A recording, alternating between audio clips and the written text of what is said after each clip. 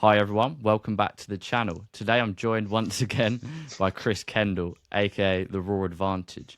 Now, previously we spoke to Chris more about building muscle on a raw vegan diet, as he's been a raw vegan for 20 years. The muscles are hidden today. But Yeah. today we're going to talk about more of his entrepreneurial side, more of his business side, and how Chris, for the past 14 years, has been doing this full time, turning his passion into profits. As I can tell, he really loves what he does, and yeah, he's been doing it a while now. And I think money is really, in this day and age, it's quite important. But there's a lot of people who have resistance around money, and they don't feel Mhm. deserving of money. So Yeah. hopefully, by the end of this video, you'll maybe feel a bit more confident about why you actually deserve money, Mhm. and yeah, just know how to turn your uniqueness and your passion into an income, and just do what you love on a daily basis. So, lengthy intro, but would you be able to give us a little introduction on how your business endeavors and entrepreneurial journey started, Chris? For sure. Thanks so much, Dylan. Appreciate you, man, and stoked to be here with everyone and share on this subject. I know it's a interesting one that a lot of people really want to get into and learn more about and free themselves from the matrix of the dollar per hour kind of being at a place kind of work schedule. Oh man, that is a tough one saying where it came from. I mean, really, I grew up with skateboarding as my absolute main center. You know, it was the thing that meant the most to me, and it's what led me into health and learning about raw food so I could skateboard more. I never really looked at skateboarding as a job. I mean, there's a little few moments where I was kind of had pressure on me for, photos and video footage and stuff like that, and it felt like a job. And amazingly, at that point, that might kind of overshadow, outline some of the stuff I'm going to go into. But when I felt that, all of a sudden, I didn't really love it. You know, I didn't enjoy it as soon as it really felt like a job. I kind of always felt that way. You know, when things really felt Mm. jobby, I didn't like them. I worked a lot of crappy jobs that were really just to make money so that I could bugger off and go skateboarding and have more free time. You know, some of the most notable ones like working up in the Arctic 14 hours a day, 7 days a week, 42 days straight, no days off, minus 35 to minus 55, still working when it was minus 50. But then I was able to take a year and a half off, But that didn't really seem super sustainable. I was doing that kind of stuff for a while. I worked at skate shops. I worked at a health food store, which I actually liked that. I didn't like having to be there on a schedule. But I did really like interacting with customers and telling them the health benefits of the different foods because I was working in an organic market and I'd already been into health and raw food for a little while at that point. Amazing. But the again, the clocking in and all that stuff didn't really appeal to me. Um, with raw food, and this kind of goes a little bit into my journey. I went into school never thinking that I would utilize this as a career, not wanting to actually. I was just interested in kind of self-preservation and actualization of my dreams of skateboarding more and stuff like that. But when I really figured out raw food, when I met Doug Graham and the next day, like really felt like things crystallized and I went 100% into raw food, everything changed. And I was like, this is what I'm here for. This is what I want to do. I had one of those really powerful Satori moments of clarity and just interconnectedness with everyone. And I just knew like skateboarding's fun. I love it as a vehicle to share, to connect, to grow a familia, family. But really spreading this message is just so damn important. This is what I want to do. And so that kind of sparked in me the desire to do a job or a profession, from a place of true passion. And I mean, obviously the skateboarding, that's where that came from too. I wanted to be a professional and make it. And I mean, not my whole time, but once I saw that as a possibility, when I started getting sponsored and going into contests and stuff in, 98, 99, 2000, 2001 kind of area, I saw that as a viable profession, and I wanted to make a profession out of my passion. I wanted to make a living out of doing what I genuinely loved and things that I was just genuinely excited about. And so, it was about a 4.5 year period of time where I started the raw food diet. I was really steadily applying it. I was steadily learning it, and then I was like, okay, I can't procrastinate anymore. It was a major breakup with a very serious relationship where she kind of wanted me to go one direction, and I was like, I want to showcase this. I want to start a website. At that time, I didn't know it was the Raw Advantage, but I wanted to start my consulting practice. I'm a bit of a percolator or procrastinator, but I percolated long enough, and when that relationship split, I was just like, okay, I can't procrastinate anymore. It's time to put everything in my mind and heart to paper, to the web, and start Mm. being of active service. Because those 4.5 years before, I was still like researching, I was still learning, I was still talking to people. I was like really excited about it, sharing on Instagram, not Instagram, but on I think Facebook and stuff like that. But it wasn't until there was really that climax moment where it's like, okay, we ended this relationship. I don't want to go that road because this is what's really present, alive, and important to me. And I need to start the entrepreneurial side rather than just living it and kind of casually sharing it. So that's really when it started. And that was, I guess now 14, 15 years ago. Yeah, I guess it's now about 15 years ago. Yeah. And just on that, I don't want to interrupt you, but when you were talking about you were at that crossroads where you had a Yeah. difficult relationship, for you, was it the avoidance of pain or was it going towards pleasure? Because for a lot of people, myself included, you feel like you're in the dangerous middle, Mm, and they call it the dangerous middle. There's various different names where your situation is good enough for you mm, not to want to take action, but also yeah, it's not really bad. You haven't got like mold on the walls or like people, hating on you every day. yeah. And your situation's really bad, but it's not really good. You're in the dangerous middle and Yeah. you're not taking action. So for you, what was driving you in your mind to actually start taking action? What You was know, like that switch that just flicked for you? really it was kind of, I wouldn't say forced, but it's just things came to a head and the flip had to be switched. Like I said, I recently started changing the word procrastinator to percolator, just percolating until it's perfect, because I am a last minute kind of person. And I guess I was just floating, like I was enjoying the raw food. I was skateboarding and trying to make it go. I was living in Los Angeles at that time. But my girlfriend at the time, and I love her to death. She's sweet. I have zero kind of ill will at all. It happened perfectly. But she really wanted me to eat cooked foods, and I did for the first time in years decide to eat some cooked foods with her. And I noticed a big shift in my physical, mental, emotional well-being. And it started with like once a month. We were together for a few years, living in Los Angeles. I was there for like a year and a half. And it started as, like maybe once every couple of weeks or once every month, just like something really simple and vegan and not the super cleanest, but pretty clean, like vegan Indian or vegan Thai was the main things that we would Yeah, eat.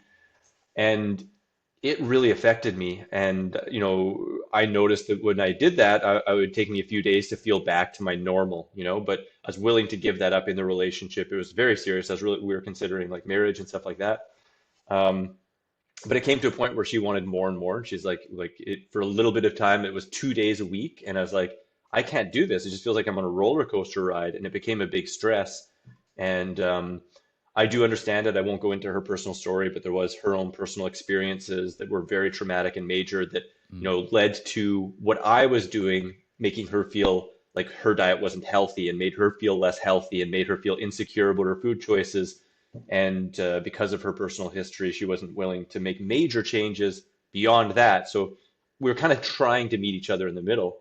But it just came to a point where I was like, you know what, I can't continue doing this. And like, this is way too much. I mm, at the most would want to do this once a month. And she was like, I was thinking 3 or 4 times a week. And, it mm, sounds really trivial, but it was pretty major. And there were some other aspects, like she wanted to me to be more money oriented really and get like a real job. And I was like, no, I want to live my passion. I know yeah, what's real and important to me. Like I want to be authentic and really kind of the crux of that too is just like my inner knowing. Like I just knew to my core. I remember really the last kind of argument we had about it was like, honestly, I'd rather die than do anything else. And in my heart, I felt that. Like I was just like, I can't imagine doing anything else. That'd be giving up on me. That'd be giving up on my potential to help so many people and spread this message that is so near and dear to my heart. So to me, there was no option. I was just like, I have to do this. I remember us both crying, and when we finally decided to mm, break up, we both collapsed and couldn't breathe. Like I couldn't breathe for like quite a while, and mm, I went home. I moved back from LA to Canada, and I was so depressed that I couldn't digest food. Like I couldn't digest bananas. It'd feel like a rock in my stomach. Mm. It was at that point that I just really remembered breath work and Kundalini, and I sat into that, and I remember doing like a couple hours of Kundalini. My digestion flared back up, my connection and passion and kind of like what I was looking towards really cleared up, and I was like, if I'm giving up that, which was huge to give up that relationship, I'm gonna put my all into this, and I'm gonna just like make this happen. I talked to a friend who did web service, and literally within, he made me one page, just one page. And within a week, which was like some of the week was setting up the website and just making a few pages and making a couple blog posts, and then a weekend of writing my first two books, which I've been thinking about for years. I literally completely wrote those books in 2 days. I started my website and never looked back, and I've never done anything but that since then, except for helping a friend do some roofing. I did that once, but it was just to help a friend. Uh-huh. Amazing, amazing. Because yeah, like there's a lot of people who want to change others, and ultimately, when you when you're clear on like your values and your heart, following your heart, and you really know when something resonates with you. Yeah, If you feel like people are pulling you away from your maybe your purpose or following your heart or what aligns with you, then like you say, you've ultimately got to do what's best for you because it's not going absolutely. to sit well. You can't live a life for someone else's expectations. And No. yeah, I know you've talked about the yoga before, how influential, and the Kundalini, and that links into your retreat as well. So, Yeah. for the people who don't know, what do you currently offer? Because your website's really extensive. You offer a wide range. Maybe some Yeah, might say like an unorthodox approach to business, because a lot of for people say sure. niche down. But so, what have you Yeah, currently got? for sure. I mean, I like to wear many hats, and without Yeah. going too far into that, and just kind of as a prelude to that, as a or preamble, like I kind of said, when things start to feel like work, I get turned off. I don't enjoy it, and I want to live an enjoyable life. And of course, even still, there are things that I do that aren't my favorite, but there's definitely kind of like a tipping point of that where I'm like, okay, that's just not for me. So that's kind of one of the reasons why my site is kind of a little unorthodox, and I have many different offers, and I do many different things, like just so that I'm always switching. I'm wearing different hats. It never feels like a humdrum job because, like, I Mm. love yoga, but if I was teaching yoga 3 times a week in a center, I'd probably want to shoot myself. Like, it's not me. It's not what I wouldn't enjoy that, Like, if I only did consultations and I did like 12 a week, to me that'd be way too much. Yeah. But yeah, what I offer, like I'd say my bananas and dates, the proverbial bread and butter is probably consultations and ebooks. So I have many ebooks. I think I have like 9 or 10. Actually, I have like five that I have written that I've put into bundles that aren't on my site yet. So I think I have like 14 plus ebooks. Hmm. Um, my site's going through a revamp right now to streamline the ability to make your own meal plans and actually order food direct from my meal plans and from the grocery stores, actually like sourcing like, what's the best deal on this Oh wow. produce, and it'll like make it super easy so you can just be like boop and it's at your door, the best price, like ready. Sounds But great. anyways, it's going to be awesome, man. It's been over 2 years we've been working on this, and Wow. lots and lots of money. But I think it's going to be really helpful. But anyway, so I have ebooks, I have meal plans, I got paper books, I got clothing like this stuff, Yeah. and my Peace, Love, and Seasonal Fruit and hats, and I of course offer consultations in various formats. That's kind of an interesting point. When I first started, I was just drawn to donation-based service, and that was the only offering I had was like my ebooks and donation-based service. Hmm. And over time, so lots of people and business people have said, like, like it's great to start that way, but you got to value yourself, and you need to this and this and that. And Hmm. eventually, I put on 1 and 3 month coaching programs that have a set price and a little bit more little more structure. And I created an online course called the Raw Vegan Lifestyle Success System, which is truthfully what I'm the most proud about. I think it's amazing, and anyone who goes through that, I think, will have a really good, firm, holistic view of what a healthy raw food lifestyle and mindset looks like. Yeah. I also do a lot of affiliate products, just stuff that I genuinely use and I really love and feel good promoting. I've been offered so many things that I could make a lot more money selling, but I, I Mm. Doesn't I, I sit couldn't well. do that. No, I couldn't do that. Um, And then, of course, I do live events. So I have my retreat this January in Costa Rica. There's still some time to get a good deal on it. $100 Yeah. off until the end of the month if you message me soon. But yeah, I do the retreats. I do festivals. Sometimes I do pop-up events and do like a yoga slash raw food dinner. Fruit Lux. I've been told by Doug, I was the one who coined that phrase, Fruit Lux, and just spreading those around and trying to meet people and make Mm. it basically really casual and easy. Yeah, I think you, I might be missing something, but I think that's all the stuff. yeah, no, I had a little list, but I think you hit on all of it. It was the Yeah, retreats, the ebooks, affiliate marketing, coaching, consulting kind of thing, yeah, courses, merch. Obviously, you got the app. yep. So for a lot of people, they Oh, the might app, yeah, feel, of course. yeah, the app's really good actually. I've been diving into that recently, but for a lot of people, they might feel like a bit overwhelmed, like, oh, he's got a lot going on. But like you Yeah, said there, that maybe the best place to start would be like the consulting or some like a maybe a service based thing. Is that what you'd yeah. recommend now, or would you say it's changed? When it comes to recommending for others, I like to get them to tap into what's the most important to them, what are they most enthusiastic about. Mm, When people mention like, stuff to them about what they're good at or what impresses them, like what do they mention? Like, are you a great, are you a great empathizer? Are you great at talking with people? Do you have like just a knack for making recipes, And I mean, really, if we were trying to break it down and I was trying to like give like business advice from a not super businessy person, I, yeah. I would probably still start with a freebie, to make a lead magnet and start building a list and just start offering and building your content, like good quality content that points Mm, back to your freebie and your list. Because, all this social media and all this stuff, we don't know, like MySpace came and went. Who knows when you're, thousands of people on Instagram, when it just becomes mm, a tumbleweed in the desert. You don't know, but if you build your own list, you at least have that and you always have that yeah. direct connection with people. So I mean, to me, that's a great place to start as a lead magnet and just good content. And from there, that will help get you out there, get you in front of more people. And I mean, at the exact same time, of course, you can offer your services, whether that's an ebook or whether that's consultation or anything like that. That could be a really good place to start. And I mean, a lot of people really like the donation based. Some people like to have a fixed price. Really, it's all up to you, whatever you feel great about and comfortable about. But to me, that's a really good kind of baseline starting place that can really build from there and can be Yeah. enough Yeah, definitely. I think yeah, Ted touches on something similar. I know you two are pretty good friends as well, but for sure. yeah, content is the main pillar. Like it's how people Yeah, know and trust and like you, and you can provide a lot of value for free. And then yeah, maybe if people want implementation or maybe more accountability, then that's what they get from working with you in like a more paid setting or absolutely. or yeah, like real niche specific things.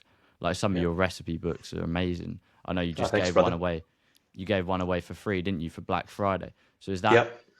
so obviously not only you serving the people, but I guess that also operates as a lead magnet as well, doesn't it? Because Yep. that way you're getting how does that work for you? Is that like an email sign up or Yeah, what's the main that philosophy behind that? that free ebook it wasn't an email sign up, but it gave the option and you had to create a account on my website in order to get it for free. You didn't have to pay anything, you didn't have to put a credit card in. It's still on my site, so if people want to see that, um yeah, it creates an account and you have the option to join the mailing list, which the mailing list is a beautiful, beautiful thing, especially when you Mm, have a lot of content and you know how to create autoresponders and stuff like that, email sequences, because then you can curate information for people. You can put in front of them exactly what you find the most effective in the most streamlined way. Because I know there's a lot of people that are probably a little bit more systematic and intelligent about the way they put out their content, but I've just always kind of went with like, what am I excited about? Like, what's on the mm, forefront of my mind? Like, what do I see people having trouble with? And it's not necessarily step by step by step. I mean, 14 years of this, it's kind of hard to necessarily be, yeah. but in the mailing list, you can really make it kind of step by step and try and curate it Mm, and make it as effective as humanly possible, right? So my model definitely has always just been like, put it out there, just put it out there, and it's just the personal one-on-one or the mailing list or the paid kind of stuff. It's just a little more streamlined, a little bit more specific. But otherwise, there's just a lot of really useful recipes and tips and information kind of floating around to Mm. get people to want to take that step and get the more curated, kind of specific, individualized kind of stuff, whether it's again the consulting or the ebooks. Yeah, and like you say, you actually kind of own the email list compared to other Hmm. platforms. Like an email list is a bit more personal and intimate, Yeah. and people actually kind of look forward when they see like an email. Like a lot of people, they're going to open it more compared to like maybe the YouTube subscriptions. So with your Exactly. content, do you have like a regular like cadence or flow? I know you just said you make like what excites you, and which is Yeah. great. Like I think you should ultimately do that. You shouldn't be making videos because you think, oh, this will get views, or like because this is trending. I think when you find that overlap between like what the people want Hmm. and what you really enjoy making, that's when you ultimately do well, I think, in any area, and it resonates with you. But sorry, Yeah. I asked about the cadence. So do you have like a structure, or do you just go with the flow in terms of like the frequency of videos and content? Yeah, I mean, at different times I've been a little bit more structured and a little bit more specific on the days and times I do stuff. But overall, I've just basically had like in general, one major post a week, like a video a week, and oftentimes a post on other social media, anywhere between once a day to, two or three times extra per week, and during some times I'd just really post that main one video a week and post that across social media. But it is pretty loose, my business model is pretty casual. It might not even call it a business model. It might be just a casual, lifestyle model, right? But yeah, that's pretty much my general cadence, and it doesn't matter to me what specific days. I'll admit sometimes when there's bigger promotions coming up, I'll purposefully get more consistent just to feed the Oh, for algorithm a sure. little bit and help out. Um, but just in general, I try and share something. My favorite thing is actually the stories now. Like it's funny because before there was stories, before there was Snapchat. I used to film everything. Like I'd film my day in the life basically all the time, almost like you would for a story, but on my iPod Nano, like when iPod Nanos were like legit, like I think it was like Yeah. 144p, it's like those are some of my first videos, and you can go back to like I think it's like 2012 and 13 where I'm basically doing day in the life where I'd film for like all week and then I'd edit it into like a 15 to 20-minute video going over everything, which is kind of blurry and not great audio, but it's Mm. fun, and so now like all of a sudden like I can do that all the time and put it on my Instagram, and that's probably what I'm the most excited about and I do the most frequently is the Mm. stories, and then it's like I said, it could be a post or two a week, it could be a post every day, and then during crazy promotions, like sometimes two or three times a day, being all shameless. But that's generally kind of my flow. Is Yeah. yeah. So, so what kind of content do you enjoy making the most? And yeah, and what would you say to people? How would they identify what they enjoy making? Because obviously there's so many different formats, right? Yeah. You could write a blog, you could start a YouTube channel, you could do a podcast, audio or video. There's endless possibilities now, I think, for everyone. But how did Yeah. you identify what content you like making? Did it take like a certain amount of videos, or how did you do that? It actually started with blog posts because when I started the Raw Advantage website in 2011, I think it was, or was it 2010? Anyways, when I started it, I was doing written blog posts. I mean, YouTube Mm. was around, but there wasn't any raw food YouTube channels. At least I wasn't following any. I never seen any out there at that time. No. Maybe there was one or two. I don't know. Maybe there's a couple. I don't know, but I didn't see any. I was just writing blog posts because that's all I knew about, and that's where I figured was a good starting point. And if I'm right, I think I wrote like somewhere between three and five, and I didn't like it. I still don't like writing, to be honest. I don't really enjoy it. Mm. And all of a sudden, I was like, hey, I could make a video instead, like the same content, but make a video. And I mean, obviously, too, you can kind of open different avenues up with video that you can't really do as well on audio or on written. Mm. So once I made my first video, I was like, like done. Like that's what I like. That's way more fun. I I just started doing video and then making a synopsis kind of write up based on the video. So I still did some writing, but the main thing was the video, and really ever since then, I found that video is my favorite medium. Um, I don't love speaking in front of people like live, but Hmm. I've been invited to do it a lot, and I've had a lot of really positive feedback, and it's a barrier, and it's kind of like a resistance and a challenge that I Hmm. Are you talking don't about like like, to. sorry, just quickly, are you talking about like YouTube Live or Instagram Live, or are you talking about No, in no, person public in speaking? person. Yeah, in person Ah, public speaking. I have a resistance, but it's more just a fear-based resistance. And when yeah. I do it, I feel amazing and charged, and I always get good feedback. So I do that as well. But definitely just making videos. That's my favorite. And whether it's a recipe, whether it's a topic, whether it's silly, whether it's like out skateboarding, that is just all determined by the moment and what I'm authentically excited about and kind of Mm, present in right then. And it can shift back and forth. But if I was told, okay, every week you need to make a recipe video, or every week you need to make an informative video, it'd feel like work and I wouldn't enjoy it. But instead, if I just do what's kind of present and allow myself 2 weeks off the weeks that I don't feel like doing it, then it's fun and it feels more mm. authentic to me. Yeah, I think when you don't box yourself in, maybe you have like a general structure, like there's good practices, like obviously getting videos out helps, but when you don't Yeah. pigeonhole yourself in and you just Hmm. make, like you say, authentic content that you like, because then Hmm. ultimately you're just expressing yourself with that medium, the video medium. It's like, Yeah. um, I'm not sure if you heard of Andrew Kirby, but he kind of just talks about Not sure. like a synthesizer or just someone who just shares what they feel like, what they learn, what they're doing in a day to day. And then you become like your own niche. You're just being yourself. You're not trying to copy. Yeah. Like it was like me, if I'm trying to be Chris, I'm gonna be Chris number two. I'm never gonna be as good as Chris because that's not me. So I think, Hmm.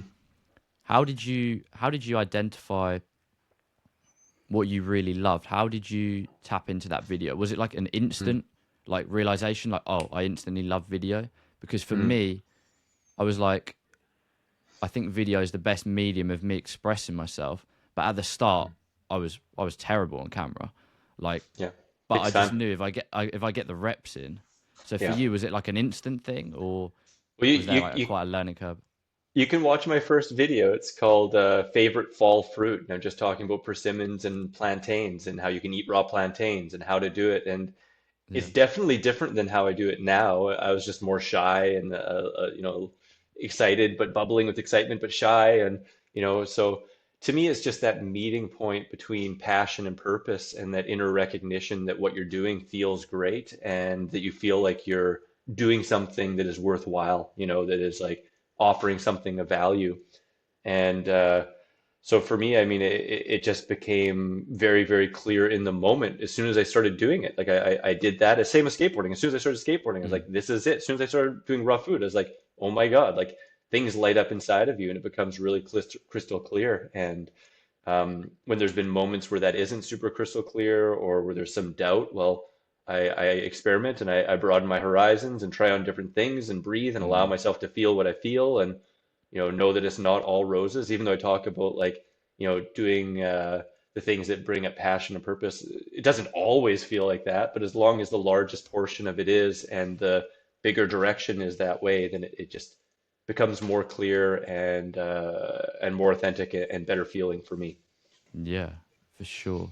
I heard something the other day. I can't remember who said it, but it said you're always going to have like problems, but you get to choose the kind of problems you have on a day-to-day basis. So for Hmm. you, if you've got maybe a problem is like you've got a client who's chronically ill, or you've got to Yeah, reply to emails for your retreat, or something yeah, like that. Maybe, yeah, like you say, it's not all roses, it's not all fun, but at least yeah. it's for someone you believe in. So I think you get to Yes. choose your problems, don't you?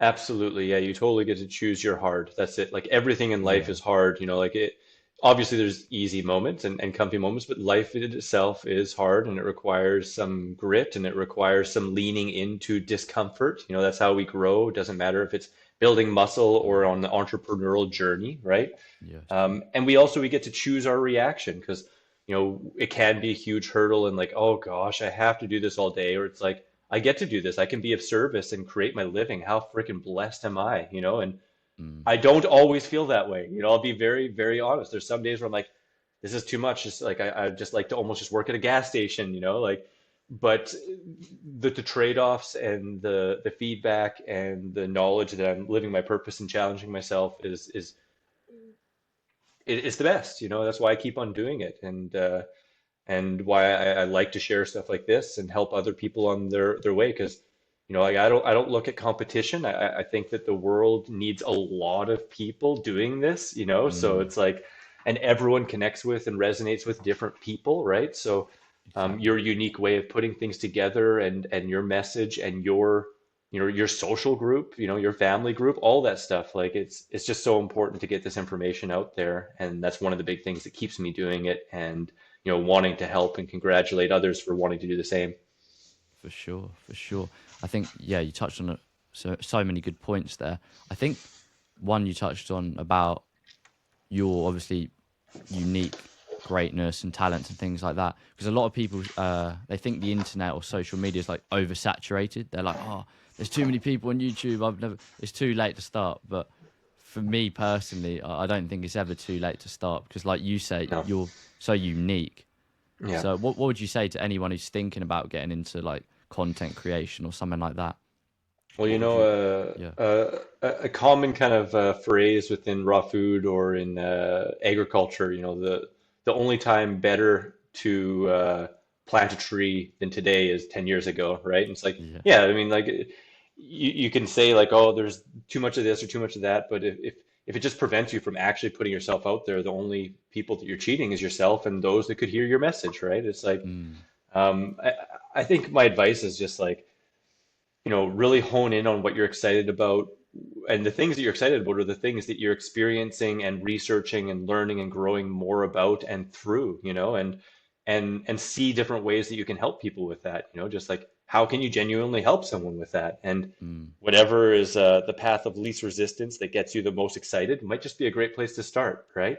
Yeah, for sure. Because, like you say, when you're researching those things, that's like your own unique advantage, and Hmm. that's why I love the podcasting so much. Because now I'm not niching myself in. I can choose to speak to whoever I want to, whoever I'm into, whoever I'm curious about, or whatever area I'm interested in learning about, and also sharing it with an audience who hopefully find it just as valuable, or maybe even if they find it half as valuable, then to me that's a win, because it's sharing Absolutely. with the world. So do you have on that note, do you have like a why or like a purpose behind the channel? So like I think for me personally it's really important if you have like a fundamental message That's a or good one. value or reason why you're starting a channel. That way you can Hmm. always fall back on it. So if you're like, Yeah.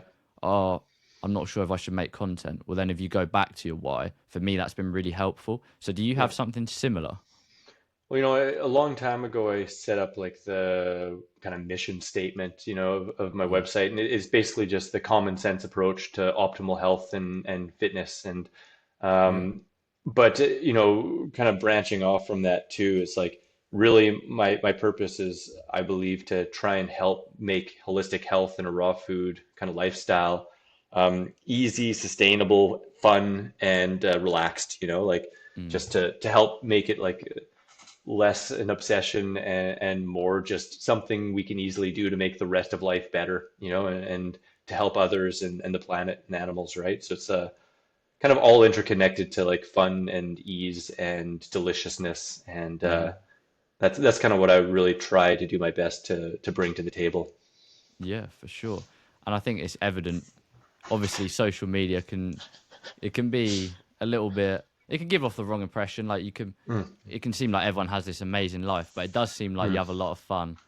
And Yeah, yeah, yeah, so I'm just wondering, how do you balance that? So obviously you skateboard quite a lot, yeah, sometimes at night, and yeah. then obviously you're making content, you're running retreats, you've got ebooks, and you've got quite a lot going on. So do you have like a daily schedule, or how do you manage things on a day to day basis? And how many hours would you say like all of these endeavors take up? Well, I will first start by saying that, this has been a long process, and I wouldn't be where I'm at now without the help of my family and my parents. Like the first few years of a raw food of starting the Raw Advantage, I lived at home, rent free, and sometimes buying my own food, sometimes buying my parents getting food for me. I mean, I was in my 20s, and so that's a little old for there, but not really. I mean, I still lived at home when I was in my 30s, so a little bit here and there, right? But Yeah. anyways, they really helped me out. I mean, the first year working full time, and when I say full time, I was like 10 hours a day, 6 days a week, sometimes 7 days a week, working all the time. And, like I was injured at points, and so I was able to work more. And when I wasn't injured, then I'd skateboard more. But I was Hmm. working a lot because I didn't have any money. I didn't pay people to do anything. I was doing all my own web design and trying to figure stuff out that now I know I probably could have done in an eighth of the time if I knew what I was doing. Outsourced it. Yeah, Oh yeah, exactly. But yeah. but that first year, like I made like 2 grand, like in a whole year of full-time work, and like Hmm. it took me like I believe about 4 years to get to about 7 grand a year. And then I was kind of hovering around that for a little while. And I've been able to live off 7 grand, even living on my own, traveling and stuff like that. So for me, once I got to 7 grand, I was like, I'm golden. I can do whatever I want, and at Yeah. that time I was kind of traveling and stuff. And but all this to say that like it was step by step, and I couldn't have done it without some help. And I just continually, what I was excited about, the things I saw could be useful to create, I created them, and it went, stacked up, right? So obviously at the beginning it was just like, one ebook and some consultations, but eventually it was multiple ebooks and consultations and events, and then it was this, and so like it was one after the other. So for me, it wasn't crazy overwhelming, where I was like, Mm. oh, it was just okay, let's build this, and then there we go. Okay, what's the next thing? Okay, video. Okay, this. Okay, that. Right. So, Yeah. but getting right to where you're kind of talking about, I have a loose structure. There are things that I consistently do, but I'm not bound by them. To me, like no routine is a good routine. Having some routines that are useful in place, but not being so stuck to them that if I don't do that, the whole day is thrown off. Yeah. So for example, and it's funny because some of these things like aren't the healthiest habits, but they're what works really well for me. Most often, and it's one that a lot of people say you shouldn't do, but I love it. It feels really good to me. But most often, I wake up, I have a sip of water, and then I grab my phone and I do all of the surface tasks that I can do pretty quick. So answer some emails, answer most Instagram things, check my other social media. I have like 5 email accounts, so like I generally just check everything, and anything that isn't gonna like really require me to sit down and put a lot of time, just quicker Hmm. responses and stuff, I get that done. So it's like off my chest. And Small wins. Like. yeah, small wins. It's just a whole bunch of small wins that I feel like even if I just get that, okay, well, I could, that's okay. I could be okay with that, but I get those small wins. It usually takes me anywhere from 15 minutes to, on the longer side, an hour if I do kind of venture into kind of the more uh, kind of longer kind of answers and emails and stuff like that. But usually I'm leaving a couple of those to get on my computer later in the day. I like to get up then and do some movement 4 days a week, 3 days a week. I go to the gym, come back, eat some food, and then I usually sit down at the computer for anywhere from 15 minutes to 4 hours. Sometimes I get stuck on it. Hmm. Um, and then I like to do other stuff and just relax and skateboard and make dinner and then hang out with friends and maybe skateboard again, maybe do some work. But it's pretty loose. Uh, Really kind of with that percolating mindset. It's like, or procrastinating, percolating. Once it just starts bubbling enough that I start to feel just little twinges of like, okay, now you're like actually putting that aside instead of just doing it like because you're ready now, Hmm. then I'll do it, but uh, it's funny because I feel like I don't work a lot, but I know like, the people I'm around and like, girlfriends, stuff like that, they're like you work a lot, like, well, I don't feel like I work a lot, Yeah. Doesn't feel but like work to you because you love it so no, much. yeah, I love it. And I feel really blessed to be in service. And, and like, it's funny because just going on Instagram is technically work, but I enjoy sharing what I'm doing and promoting things that I love and connecting with other people. And I don't want to be on it all the time, but I still really enjoy that in the points when I'm doing it because I genuinely want to, not because I feel like I should. But I would say on average,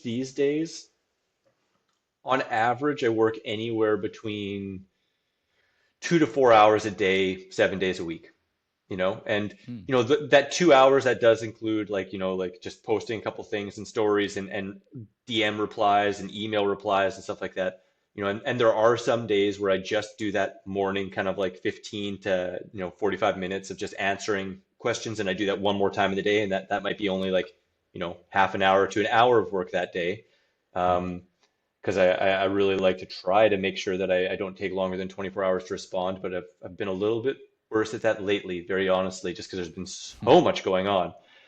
But yeah, that's basically my flow. I really decided years ago that I want to live my life authentically, the things I'm excited about, and try and rise to my potential and share that with others and make that my profession. And I also really came to the conclusion that I think I'd rather live partially retired the rest of my life than fully retired, for 20 years at the end of my life. And I Yeah. don't want to work full time right now. Like I love skateboarding. I love free time. My favorite days in the world are when I can have two baths in one day. So, if I was working full time, it's a little harder. But Yeah. that's kind of my flow. I think I jumped around a little bit from your Yeah, no, no, question, no. You but covered a lot. You covered a lot. You did well to remember it all. But yeah, I think intention is really important. Like you say, even when you're on Instagram, you know why you're on there, or why, yeah, like you're giving value, or that you're helping people, or yeah, like yeah, you know what that post is going to do. Because there's two ways of looking at it. You could say, oh, I'm scrolling on social media, or I'm constantly on my phone, or you hmm, could reframe it like you do, and know what you're doing is genuinely helpful and valuable, and that makes absolutely. it so much easier. There's like no resistance in the mind. Yeah. And And I mean, yeah, even when you're scrolling, I mean, it can be a little bit of market research, right? It's like I'm yeah, scrolling, I'm seeing what yeah, other yeah, people are doing. What are yeah. I people do that. reacting Yeah, to? What do they like? What don't they like? And for sure. yeah, but But sorry, I yeah, when interrupted you. no, no, no, no, you didn't. When you've got that student's mindset, that's something I quite enjoy. Like I'm constantly looking. I'm looking at other podcasters, and I'm just trying to break down every detail of what they do. Now that works for me. For some people, it doesn't work. It's a bit too rigid. But I think Yeah. just tapping into your uniqueness, like you say, but just what you said about now working 2 to 4 hours, but at the Yeah. start it was 10 hours. How have you Mm. managed to get it to like you know over half? You've you know that's 20% of the work, 2 hours. Yeah. So how Yeah. have you managed to scale it down? Really, the main thing is just that I've been consistently building content. Like I actually did the math the other day. I was looking at my videos on YouTube. I have less than some people who have, a shorter time having a channel, but like I have like 700 and some videos, and I look back, and that's pretty consistently one video a week for like 14 years, right? And it's like, Yeah. that I've just since I've built all that content that drives traffic towards my website and to my services, like every single video I put out, pretty much at least after a few years, like registered holistic nutritionist, raw food lifestyle coach, and raw chef. So like right at the beginning, they know a couple of my Yeah. little services, Yeah. and then they come to my website, and it just becomes its own kind of self-service, helper where people Mm. can choose their adventure and choose the level, whether it's just, looking at my blog posts and checking out all the free content, or whether it's grabbing an ebook or a course or diving into consultations. Because I've put so much content out there over the years, and it's spread across so many freaking different platforms, it's crazy. At Mm. one point, I was uploading to a platform that uploaded to YouTube and I think nine other video platform services at the same time. So Wow. they're spread out there, and some stuff I don't even know. Some people have taken my stuff and recycled it. But anyways, because of that, it's like I said in the beginning, trading your hours, and I mean, something always kind of stuck out to me with one of my favorite musicians, The Doors, good old Jim, he said, like trade in your dollars for a handful of dimes. Gonna make it, baby, in our prime. It's like that just always Yeah. stuck out to me, and it's like when you create things, and outside of service, whether that's the ebooks or a course or something like that, it works for you forever after that, and like through Mm. making, having both service-based things that are time, because I value that time and I see the value people get from it, and I enjoy doing that to a specific amount. But then also having a whole bunch of things that are just working on autopilot for you, like the mailing list, the ebooks, the videos, the affiliate products, all of that linking together. It has freed me up so that I mean, I make more money than I used to, with less effort and less time, and just also the time invested and the money invested in, creating the website and getting web help and actually hiring out and, making the app and paying all that stuff. Like all those things, they piggyback on top of one another, and there's always more to do, but there's some less things that were time consuming, I've outsourced, so like, Mm. like I don't do quite as much of the web work as I used to, and that just Yeah, makes it a lot easier. for sure, for sure. That's why I love YouTube so much because it's like a catalog almost. Like you can upload a video and then maybe in 3 years it will blow up. And then if you, yeah, like you say, if you say certified, if you say your accolades or you have a link in the description or just something that gives you maybe a little bit of credibility, maybe if Mhm. that video blows up in the future, then it might attract leads years later or clients or Absolutely. customers. And Yeah. yeah, that's why I personally love YouTube because you can help people in years in the future. You if you have that longer term mindset compared Yeah. to like the short form content, it can be great to run a message quickly, but Hmm. it's not as much of a catalog. No. Um, No. yeah, No. in terms of that. But oh, I had a point in my mind, but it slipped my mind. So, It's but all I have good. got I yeah, got one on what oh, you just said, if you want, yeah, if you want to percolate on that, yeah, yeah, because yeah, yeah, yeah. Sure, like sure. I, Give me two. I I totally resonate and feel that, and I mean that's always been kind of my view as well, kind of like long-term view rather than like, what's the most viral thing I can do right now, and in fact I've Mm, kind of shied away from, the most controversial thing of the day that everyone's making videos about, or the most recent news thing that everyone's mm, talking about. And like, sure, I've done a few of those things, and I'm not saying that I'm not throwing shade on that in any way, shape, or form. It's just for me, not doesn't really feel authentic, and it doesn't really get me excited unless it's really pertinent with what I'm talking about and doing in the moment anyway. mm. Or I just know that it can really be impactful because I have a different spin on it or a different take. But I've done things. It's kind of funny, like, and this is where I often say, like, I like when people look for business advice, I'm like, I don't know that I'd take it from me because it's not the most effective, but it really works for me. It works for you, yeah. It really works for me, and it's what feels the best and authentic, and it's what I can just, feel genuine doing. But there are certain things that I know I could do to get more traffic, to get more sales, to make a bigger impact, and sometimes I've wrestled with that, make more money, all those kinds of things. But I also do believe kind of in the long game, and in the bigger kind of sense of purpose, and that, like, if I'm just sharing authentically what I'm excited about and what I see can help people, and I'm being present to the moment and the movement and all that kind of stuff, it'll all happen in its due time. Like, I don't have the world on my shoulders. I don't think that I'm the only savior. That's why there's a million people out there doing these kinds of things, and more people doing it to resonate Mm, with and connect with different people. Um, but yeah, I yeah. just I kind of took that world off my shoulders, and I recognized that if I was to do all that stuff, maybe I'd be getting busier and more clients than I can possibly actually healthfully manage right now, and that would be too much, and it could burn my flame out a little too early, or maybe I wouldn't be, I'd be getting more mainstream faster than where my development of my entire platform is. I want to get it to a certain level working really Mm, sound so that when I do get a little bit more viewership, that I'm not overwhelmed and just always in the back seat trying to figure out the stuff in the background, right? So like yeah. I I just kind think of operate from like it's all perfect in its place, and I'm not really worried about the speed or reach. I just want to be authentic and share how I can. and I think you've identified that. You clearly identified it early on in your journey, and you actually identified exactly what works for you. You know yourself better than anyone. You know that maybe for you personally, you just want to make enough money or yeah, income. You want a sustainable income where you can spend more time doing the things you love. So you love Yes, yeah, skateboarding, you love time with friends and family, I'm sure. Like yeah. you've got a multitude of passions and hobbies, and ultimately for you it's just a vehicle that you also enjoy. It's also something you're passionate about, but it frees up time for other things.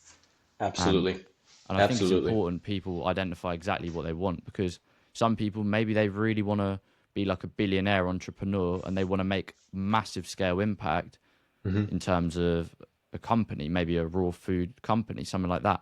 But then Yep. maybe that comes with certain sacrifices, like then you're Hmm. responsible for a load of employees. So Yeah. how did you identify exactly what you wanted? Did you have like a process or was it just like intuition? I think it was trial and error and intuition. I mean, it started with intuition, then it just went into trial and error, and Mhm. there's been a number of things I've tried out and I've kind of let go of, and the things I enjoy the most, they end up sticking, you know. But I mean, I totally agree. I mean, and it's kind of funny because it just kind of brought up something for me, like, yeah, what, my first few years were really full time, and it took a lot of that energy and effort in order to create the base of what is now the Raw Advantage.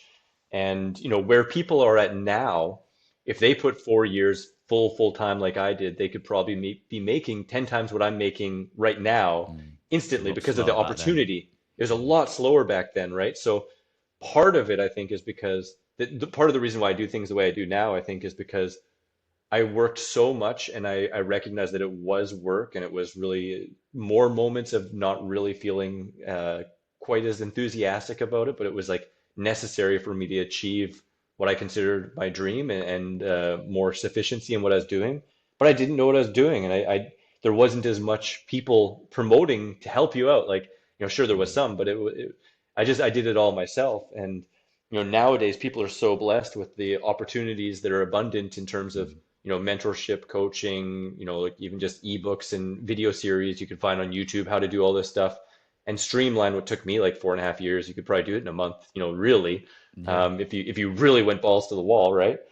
But not totally sure where I was going there, but it's just kind of a neat recognition No, that no. like those years of doing it so much, it just really, I was like, okay, well, I started this because I wanted to skateboard more, and now I'm doing this all the time, and I'm still skating a bit, but my skateboarding's faltering, and it was perfect in its place because my body needed to heal and I needed to recover more.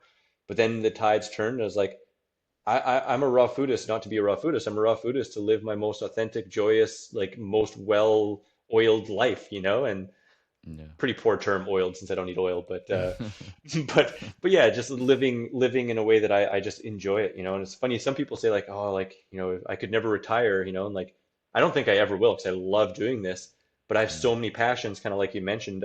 I'm never bored, like I don't remember the last time I was bored ever, so like Hmm.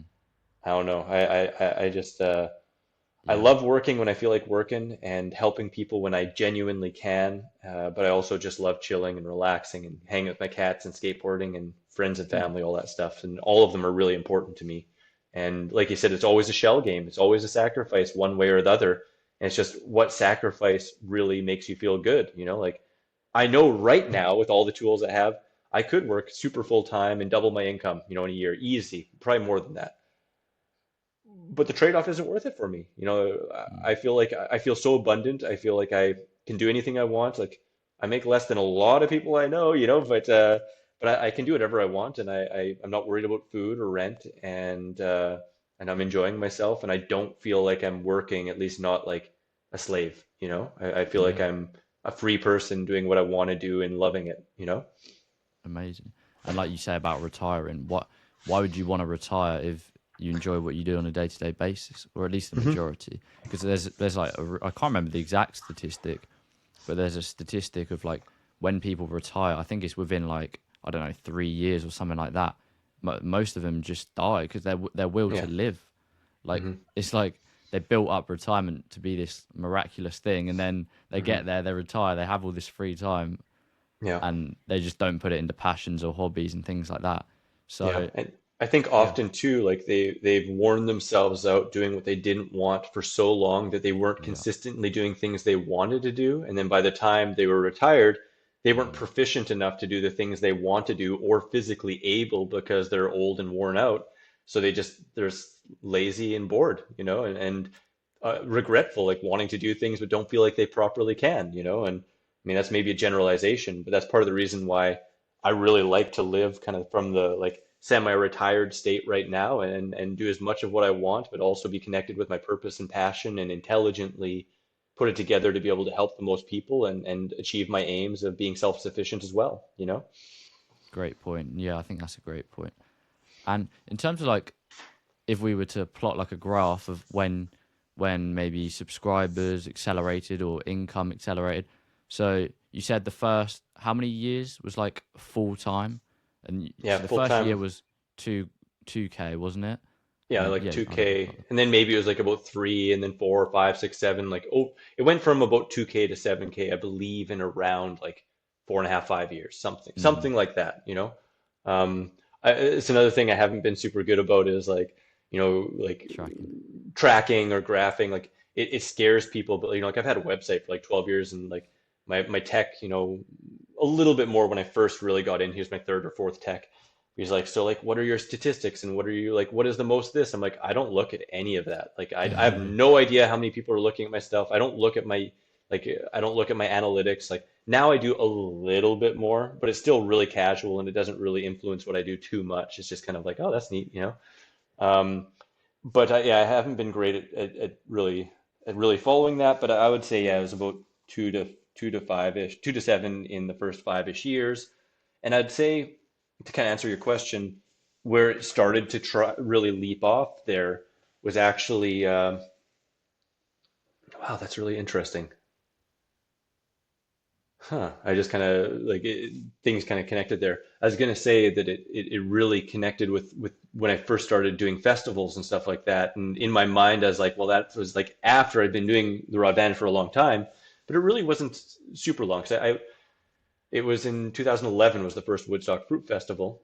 And Hmm. I know I started my YouTube account, I believe, in like 2004. And I think maybe my first YouTube video was 2009 then, which would have been when I started the Raw Advantage, but I could be off by a year. So I mean, I'd been doing it for a little while, and I'd been coaching, and I actually coached one of the head admins of the Woodstock Festival before the Woodstock Festival was around. So Hmm. then when it started coming up, she was like, she invited me in, and then of course that really kind of launched me into the Mm. public scene because I mean, yeah, I'd been doing YouTube videos for a bit. I had been putting it out there, and some people knew who I was, and I mean, Doug knew me because I met him and a couple other raw foodists, but when I was invited to the Woodstock Festival, which was it was crazy, man. Because I was making recipe books, and I'd never done a talk. I'd never chefed an event. I'd never taught a yoga class. I'd just been doing yoga for a long time, and they're like, "All right, you're the head chef. You're one of the main speakers, and teach yoga." And it was like, holy crap! Just like thrown in the Deep end. fire. Yeah, thrown in the fire, and like, when I say head chef too, it was crazy because it was like there's 200 people. They didn't ask me for a menu. They didn't tell me what they're ordering. I just showed up at a center with like hundreds of box of produce and like, here's your team, make food for everyone, for a week. And like, so it Yeah. was by the seat of the pants, but it worked and people saw, what I was doing. And I met a whole bunch of other people in the raw food movement that have been doing it for as long or longer. And I think that just kind of catapulted more credibility and visibility, and also just connections, and I think that was really when things started to snowball more.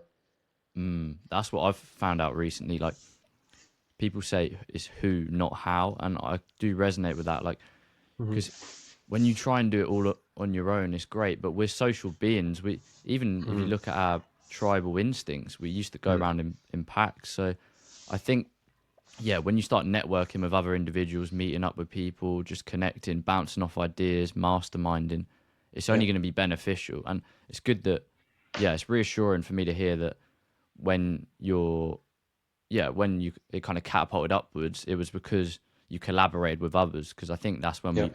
when we do best. And you also, it Absolutely. sounds like you just learnt through doing. That's what I've realized. You can Yeah. get all the theory. Like I love you know, theorizing and watching the videos and Hmm. you can know how to set up an email, but until Hmm. you actually do it, you're not going to learn half of it. So, Yeah, yeah, that's how did you the old yeah, go on. saying, right? Like, um, what is it? Like, I'm gonna flop this, but it's basically that, like, like, knowledge is helpful and experience is wisdom. There's a proper way of saying it, but I forget what it is. But it's like knowledge Yeah, for it makes sense. knowledge and sake of itself is like useful, but knowledge applied is wisdom. Something Yeah, along yeah, those I've lines, heard it. I right? can't think of it myself, but yeah, Yeah. I know exactly where you're coming from. Yeah, I mean Yeah. that's very truthfully always been a central point in what I do, and in some ways too, I think it's been a delimiting factor in the potential for faster growth. But I've always really wanted to feel very, very secure and confident in what I'm doing and what I'm presenting before presenting it. Like um, I mean, I percolated for 4.5 years, being on a raw diet, hygienic, 100% raw for 4.5 years before even really like being like, all right, I'm doing this. And that's not like a qualifying thing, by any means. but it's again, it's just what really felt the most real to me and integral in what I'm doing. Because I want to make sure that if I'm sharing some information, it's as accurate as it possibly can be, and I have the experience and wisdom from applying it and talking with others who've been applying it to make sure that it's accurate info, right? And Mm, um, I think that the reason why I said that too is just because I think sometimes being a little more experimental, being a little bit more on the fringe, being a little bit more um, kind of I don't know what the right word is. Kind of exciting, like, oh, this is what's going on. Like sometimes that yeah. can attract much more people, much more attention, Mm. but um, Could be for the wrong reasons. If yeah. it could be. But I mean, I'm not going to again put any kind of value judgment on how No. anyone else does anything because everyone's doing what they feel. I'm just kind of sharing what I've done and what really feels the best to me. Yeah. Yeah. Ultimately, it's your intention and yeah, behind doing something. If you're trying to educate people on how they can heal or live their best life, then you want to be putting out accurate health information rather Yeah, I than think maybe like hop on a trend and get loads of views. exactly. I think most people come from that. Yeah.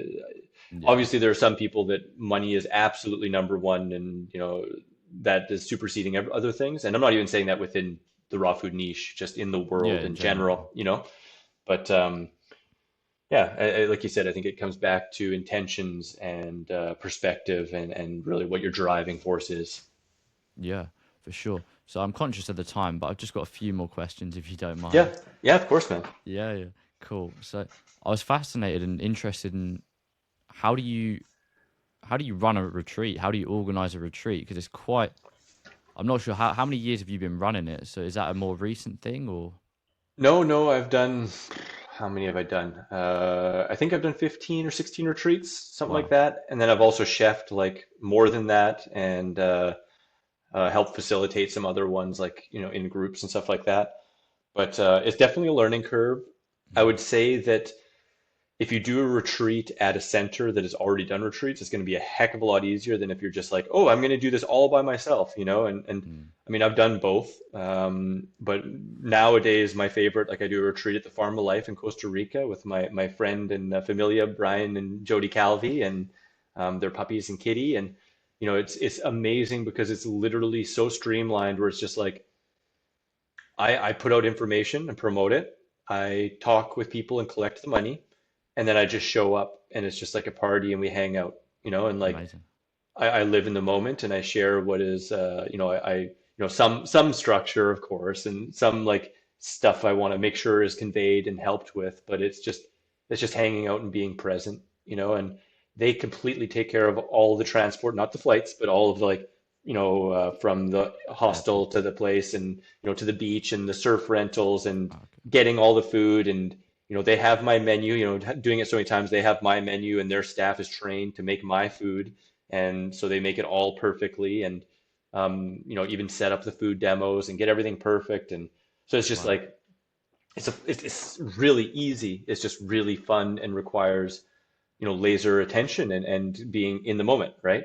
Mm. Um, but I have also done them where like I had to do the food order completely and I had to do the shopping and I needed to rent the space and Mm. like that can be a lot. And like having an outline and I've done some retreats that are like really structured and have specific topics and have like sit down classes and stuff.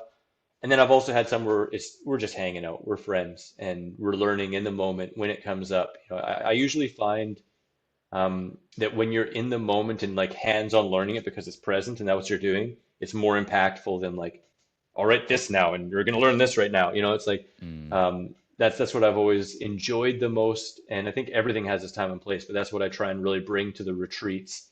And yeah, man, it's lots of fun, but it can be a lot of work. Again, it just Yeah. depends how set up you are and if you're working with people who have already set stuff up. I guess, yeah, like you say, the first few are probably going to be a little bit more difficult. And then once you've got like, just the feel of how things go and yeah, it Yeah. gets easier.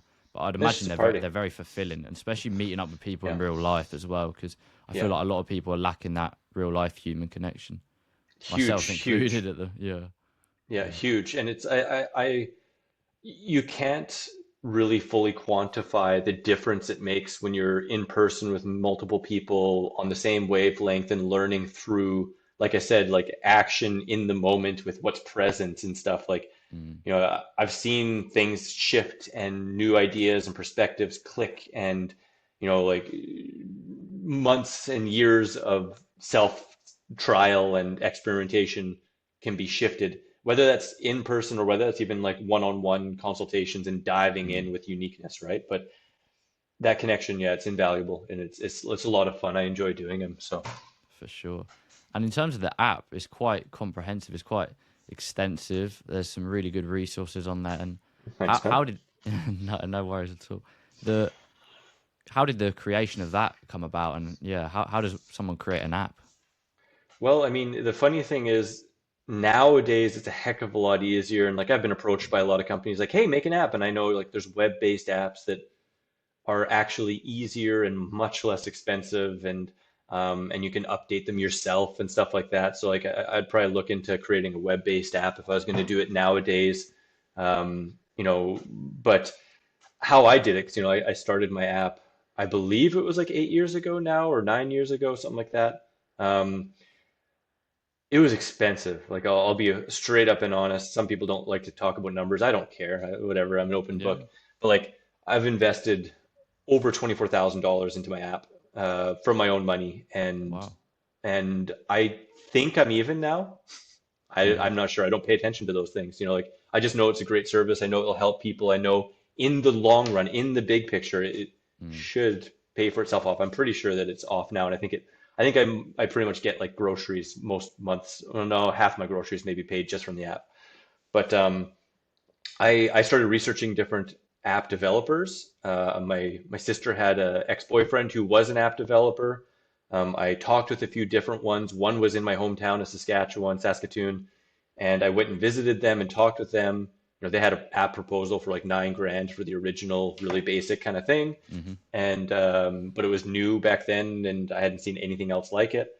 And and I talked to my sister's ex-boyfriend, and he said, no, that's a great price. That's competitive for what they're going to do. It's going to be custom. It's going to blah, blah, blah, blah, blah. So Mm-hmm. I've been in touch with them ever since then and doing periodic updates and adding new books. Like that was one of the main things in the beginning, was creating it with, it just had like my freebie and my 101 book and my TRA Mm, retreat treats. And when I create new books, I put them in the app and create a little bit new functionality and stuff like that.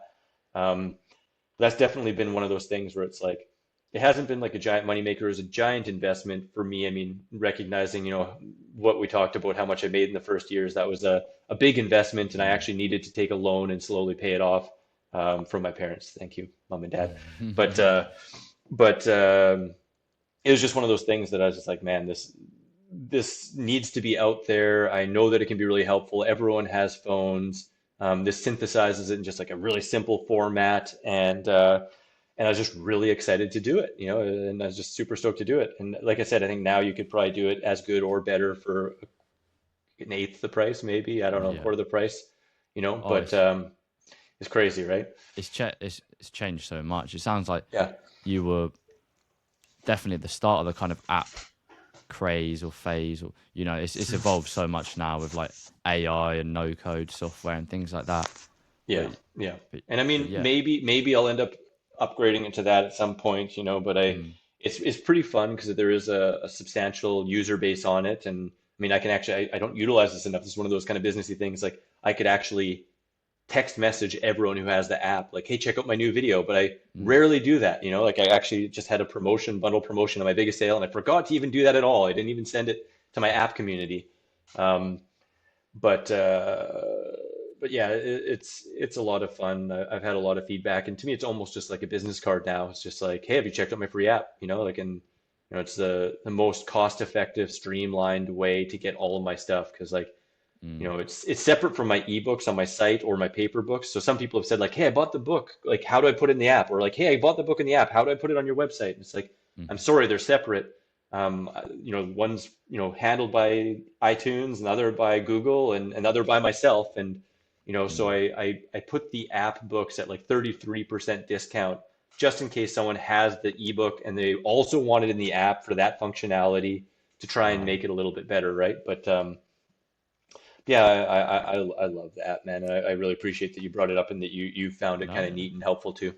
yeah, no, it's cool. I think when you see someone has an app, it kind of just adds a level of authority as well. So yeah, I personally, Kind of hot shit, right? yeah, exactly, exactly. It's like, who's this guy, Who's this guy? Mr. App? Yeah, and yeah, exactly. but yeah, and then you've also got the affiliate marketing and like Yeah. merch and things like that. How do brands reach out to you, or do you use brands and then reach out to them? How do you go about like affiliate marketing? It's been both, to be honest. It's really been both. I was really hesitant to do any kind of affiliate marketing in the very Mm, beginning, except for Excalibur and Vitamix. Those were my first affiliates. And then the next one was Zero Shoes, which really made a huge impact on my life, minimalist yeah, footwear. And I still wear to this day. It's been like 11 years I've been doing those. And but I've had so like those ones I actually reached out to myself. Like I reached out directly, like, hey, I love what you're doing. Do you have an affiliate program? Some of them just have it on their website. You can just apply right yeah, up. So there's been some of that. And then there's been a few things that either like a friend, got me to try or recommended and same kind of thing. Then I reached out. Um, but there have been a few things that people reached out to me and some I delete automatically. Like I'll be honest, I probably get like I'd say probably about two or three a week, wow, usually, like brand offers, and like I haven't for a long time, but I used to consistently get offers to start my own supplement company. It's kind of crazy. I bet. Yeah, I used to get a lot of those and never did any of those. Um, and some stuff I write back and say, okay, I'm sorry, I'm not interested. And other stuff I just, I mean, it's on YouTube or Instagram. It's probably templated and sent to every single person in Yeah, this niche, So a lot of it I don't feel bad about just immediately deleting, especially if it's like totally far off base. Because sometimes you get stuff like, are you kidding me? Like, why, really? yeah, it's Like, not even relevant. yeah, not even relevant. But if it's something that I lines up with what I do, then sometimes I ask. Like it's kind of funny, and a company, a Shilajit company, Oh approached yeah, me, and I was like, I'm sorry, like I've never tried it. I know some people who love it and they really swear it's amazing, but I don't promote things unless I really believe in them and have used them and authentically use them myself. And they're like, well, can we send some to you? I'm like, sure. So they sent some to me, which was like $80 worth, and I used it consistently and I didn't notice a thing and I didn't enjoy using it. So I've yeah, never shared anything about it on social. This is the first time I've talked about it. yeah, yeah. Um, I could make a bunch from it, but It wouldn't um, resonate with you. It wouldn't sit well. no, exactly. And that doesn't mean that definitively it's not good. It's just it didn't resonate with me. It's not really part of the ethos of what I'm trying to do. So I'm pretty selective. I'm also cognizant that the niche that I'm in is like even more selective. Like I mean, it's pretty wild, right? Like I started promoting barley grass juice powder and I got some flack for that and I lost some subscribers and some people Hmm. think it's really ridiculous, but it made a huge difference in my life and I genuinely feel like it has helped and can help people. Um, but I've had other people then like say like, okay, well, what about this powder and how about that powder? I'm like, Mm. I don't need 1,000 powders, like I like Yeah, this really works. I'm not saying it's definitively no matter what the best, but from all my research and my personal experience, I think it is. Um, that's yeah, all so you I mean, can. Yeah, that's all that's you all can you do. can draw upon. Like, Yeah. if as long as you're sharing your own personal first-hand experience, Mhm. then there is people can say what they want, but you're telling the truth and how you've experienced things. Because obviously Yep. on YouTube, there's some that are like, oh hey guys, uh, even if they didn't pay me, I'd still use it, and it's like, okay, Would you? Would you? Yeah. yeah. Yeah.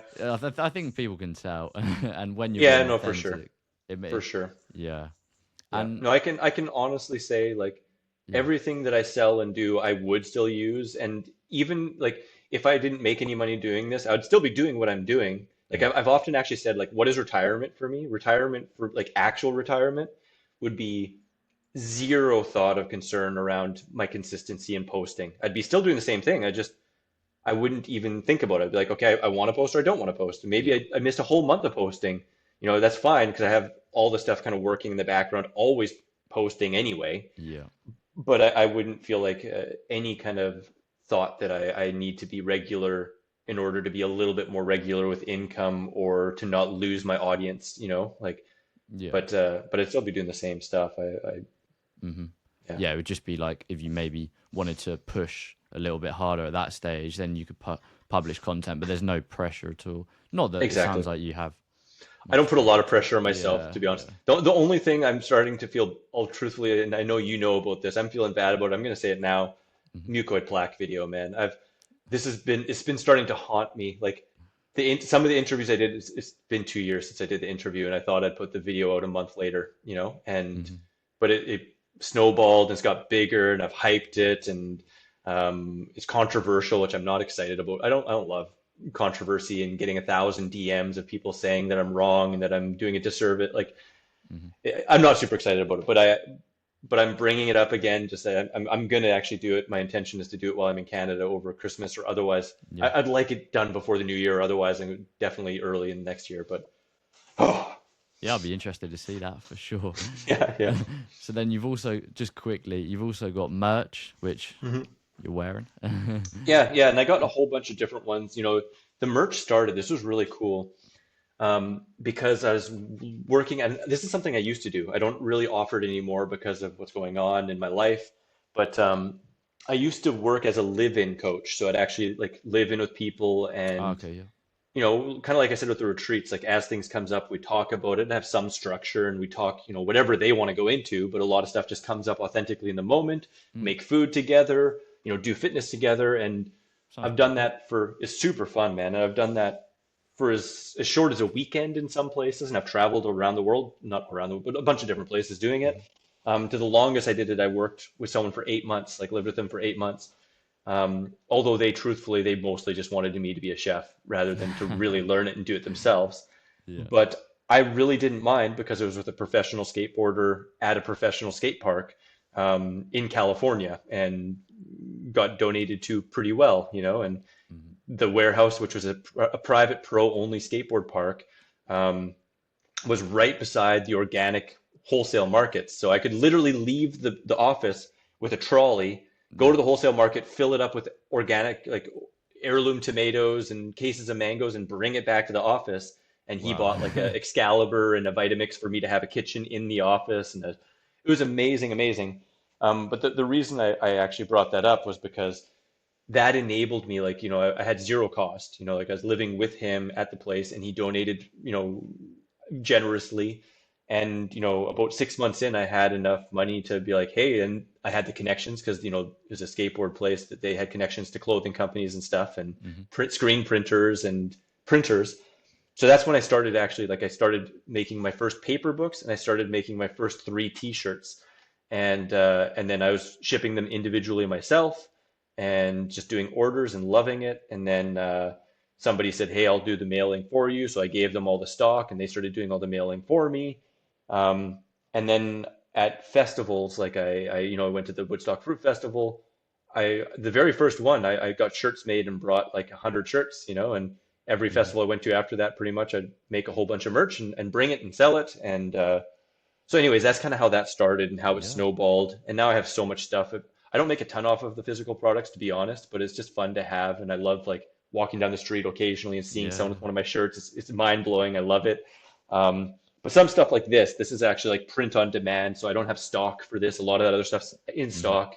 But I have this stuff that's like print on demand. So this stuff is called TRA limited because it's um, I guess a little bit more limited, being print Yeah. on demand and specific fun stuff like these all over print kind of sweaters and hoodies, and I have hats that I have in stock, but also some types of hats and headwear and baby onesies and blah blah Hmm. blah, right? Tank tops. But I love it, man.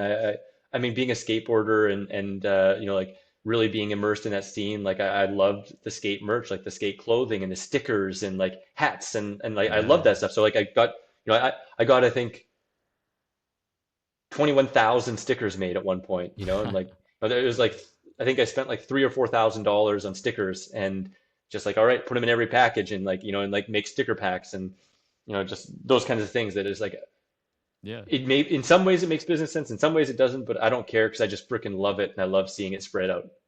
For sure. I think that's the main takeaway I've got from our conversation. Just how much you love what you do. You just maybe you don't do the conventional or the optimal thing in business, but it works for you. And Yeah. yeah, you just have fun doing it, and Yep. that seems cool to me, man.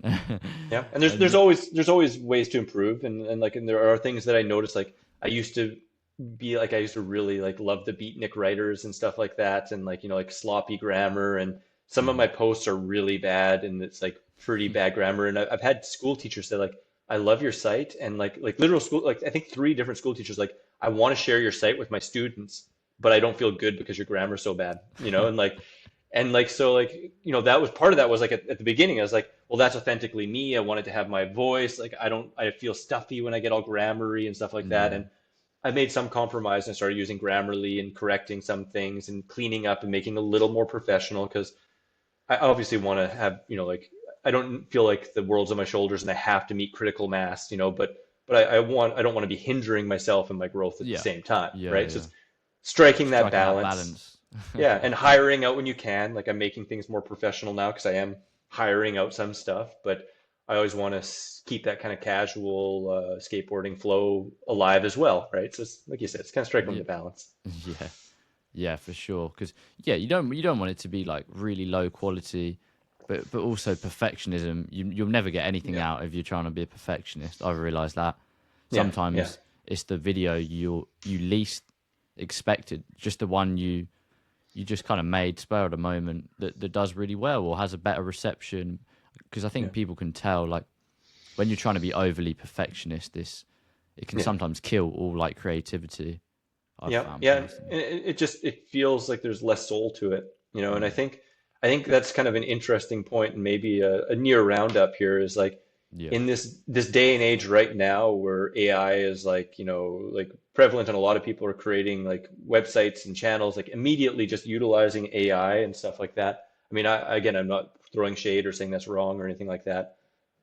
But to be able to have your personality and make sure that that's still alive in it, which you can still accomplish with AI. I mean, it's getting pretty damn ridiculously amazing. Mm, But I think having that soul behind it really means a lot. And I do think that in times to come, I think that'll become even more apparent unless AI just gets so damn good, no one can even tell what's happening anymore.